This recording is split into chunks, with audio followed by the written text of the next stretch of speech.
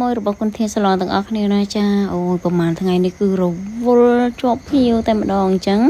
វីដេអូគឺច្រើនខ្លាំងមែនតែអត់មានពេលកាត់ទេមួយទាំងអស់គ្នាអើយជីតអត់មានពេលកាត់ទេរហូតដល់ថ្ងៃហ្នឹងគឺជាថ្ងៃសែនចិនបិទកន្លះថ្ងៃអញ្ចឹងមានពេលកាត់វីដេអូឲ្យបងប្អូនមើលអញ្ចឹងណាហើយវីដេអូនេះដែរគឺចង់អរគុណបងអូនស្រីមកពីខាងលវីមកពីខាងលវីបងប្អូនអរគ្នាអូយឆ្ងាយខ្លាំងណាតែបងអូនស្រីគាត់មកផាត់ដល់កោះញ៉ាតៃអរគុណច្រើនមែនទែនអរគុណសម្រាប់ការពេញចិត្តសេវាកម្មរបស់គុណធាសាឡនគ្រប់សេវាកម្មទាំងអស់អរគុណហើយជូនពរសម្រាប់ថ្ងៃនេះដែរគឺថ្ងៃសែនចិនតែអ្នកអ្នកជាងសាឡននេះគឺខ្មែរសុទ្ធទេណាបងប្អូនអរគ្នាអញ្ចឹងក៏អរគុណមែនទែនអរគុណសម្រាប់បងអូនស្រីដែលជិះមកពីឆ្ងាយមកដល់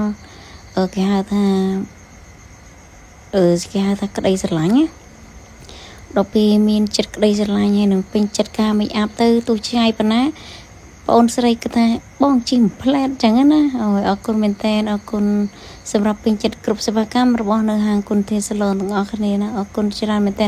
ហើយជូនពរមួយជួបតែសុខភាពល្អសំណាងល្អហើយនឹងរកលុយបានច្រើនទាំងអស់គ្នាបាយបាយ